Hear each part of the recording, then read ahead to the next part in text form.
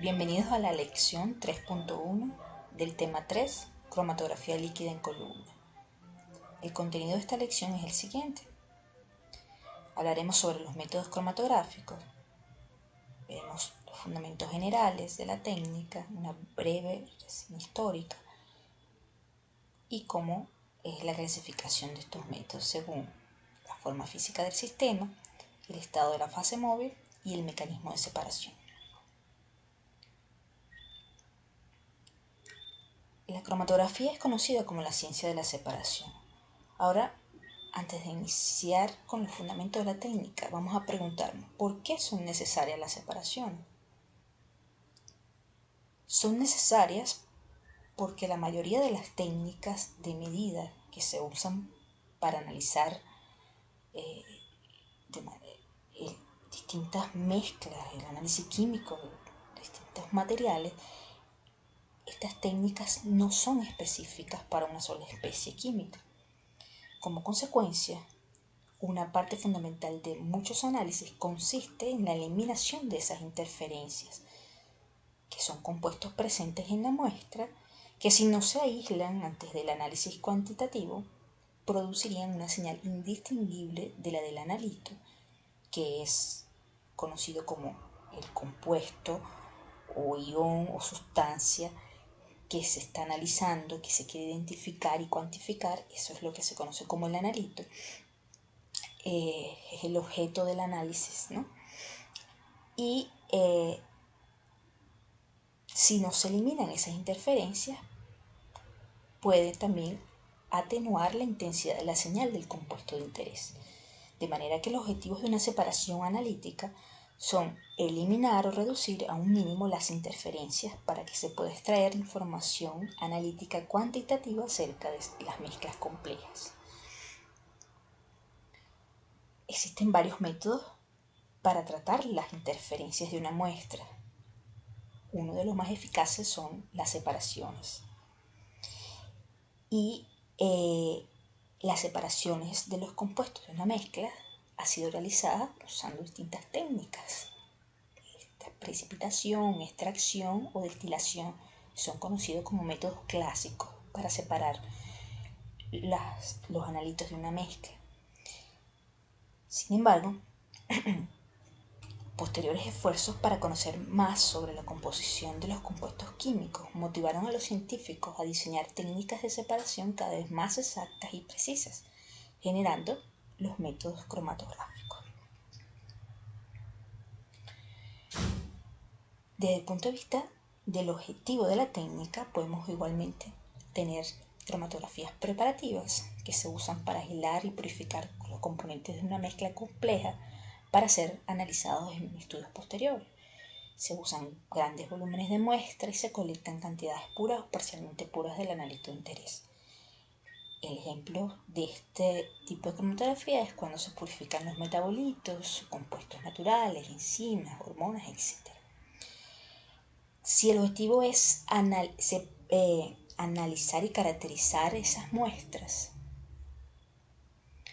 implica entonces el tipo de cromatografía es una cromatografía analítica, implica entonces la determinación de la composición química de esa muestra, la identificación de los constituyentes de esa mezcla y su cuantificación.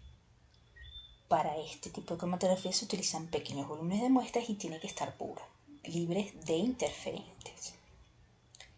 El ejemplo de esta cromatografía es para análisis de muestras ambientales, de productos de la industria química y alimenticia, análisis de contaminantes y química forense, estudios de análisis de drogas y venenos.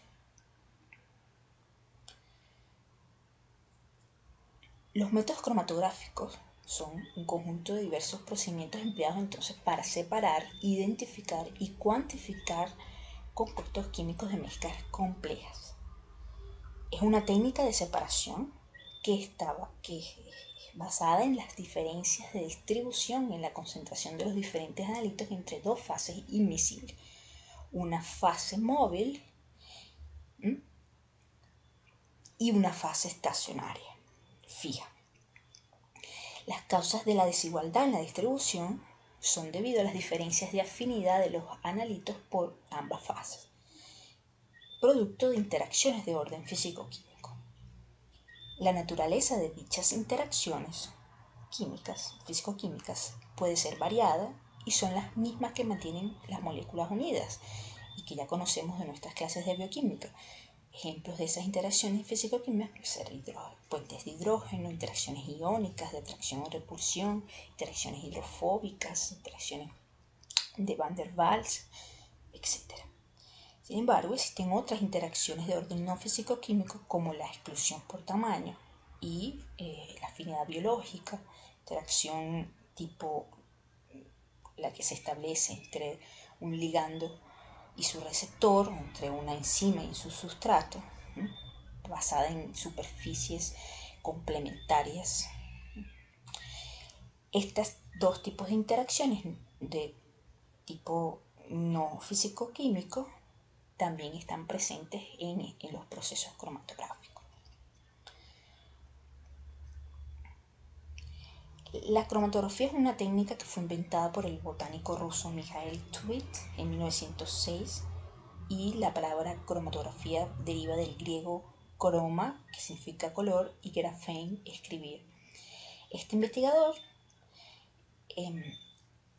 realizó homogeneizados de hojas usando éter de petróleo como solvente, y de esos extractos de hojas usó que contenían los pigmentos vegetales como las clorofilas, que reflejan color verde, pigmentos verdes, y las antofilas de pigmentos amarillos y naranjas también son derivadas de los carotenoides. Esos extractos los pasó por una fase estacionaria que era carbonato de calcio, un material adsorbente. Él probó alrededor de 120 absorbentes diferentes, materiales compuestos, en este caso absorbentes inorgánicos, bipolar, y ese material sólido lo colocó de relleno en una columna de vidrio abierta, sus dos extremos, solo que el extremo inferior es el más estrecho, que controlaba la salida del líquido en el extremo inferior, y después de empaquetar esa columna con carbonato de calcio y colocar ese extracto, separó ese extracto de pigmentos en esa columna, ¿no? Usando fase móvil, éter de petróleo, otros solventes orgánicos, y vio la separación de esos pigmentos en distintas bandas en función de su polaridad. El detector en este caso era la simple observación del mismo investigador que observó los distintos compuestos coloreados, ¿no? Inicialmente estas cromatografías fueron utilizadas para separar compuestos más, vamos a decir, hidrofóbicos, ¿no? Y no fue sino más adelante con otros investigadores, los trabajos de Martin y Singer en 1941, que adaptaron esta técnica para separar compuestos hidrofílicos, y con ellos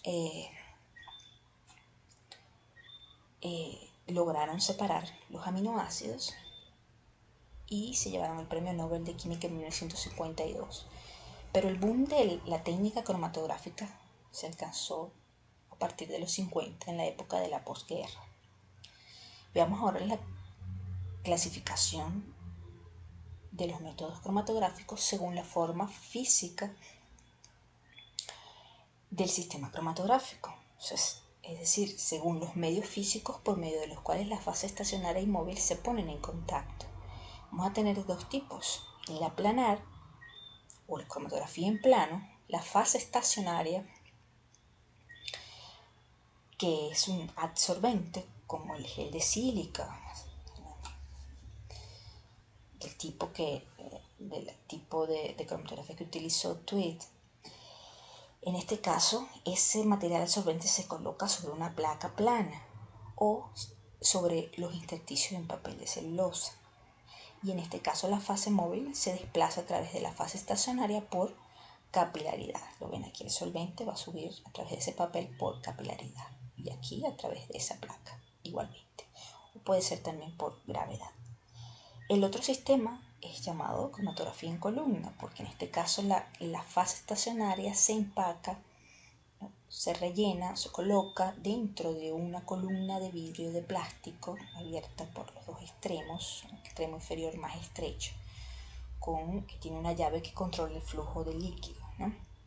Y luego se hace pasar la fase móvil a través de allí, de esa fase estacionaria contenida dentro de la columna, del tubo cilíndrico.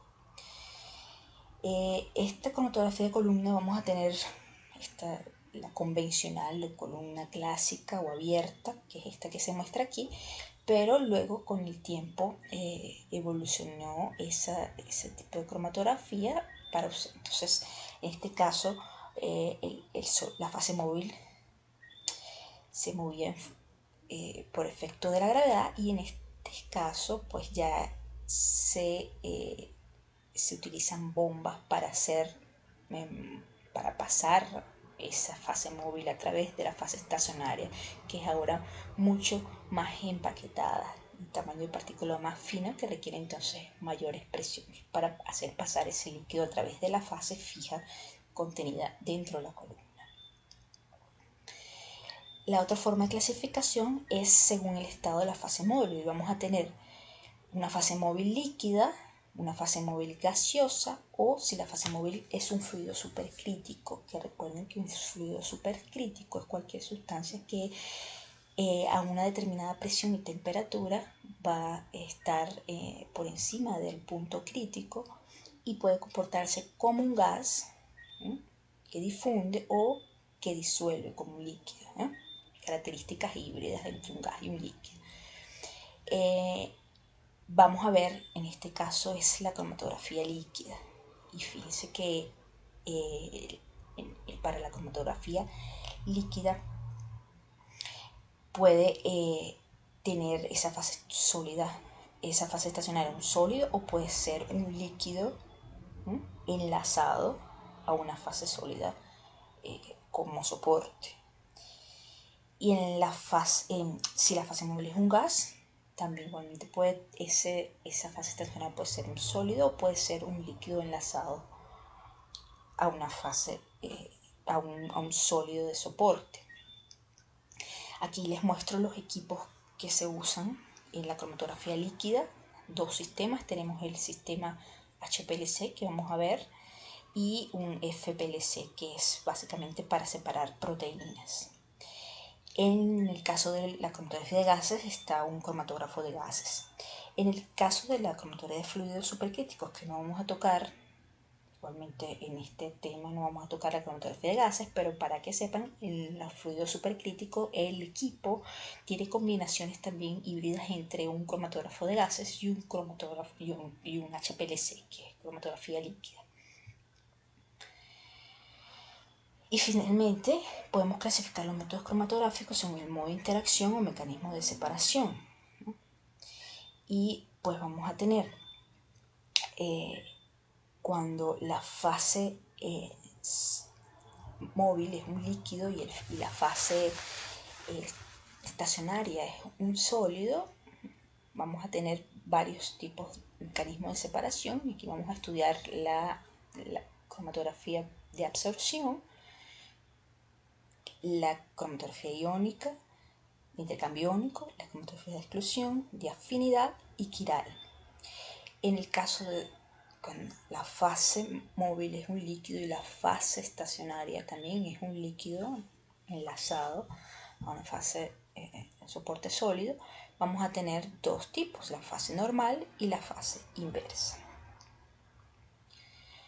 Aquí les resumo finalmente la clasificación de los métodos cromatográficos en columna. Entonces, tenemos que en columna vamos a encontrar los tres sistemas: cromatografía de gases, cromatografía de líquidos y cromatografía de fluidos supercríticos.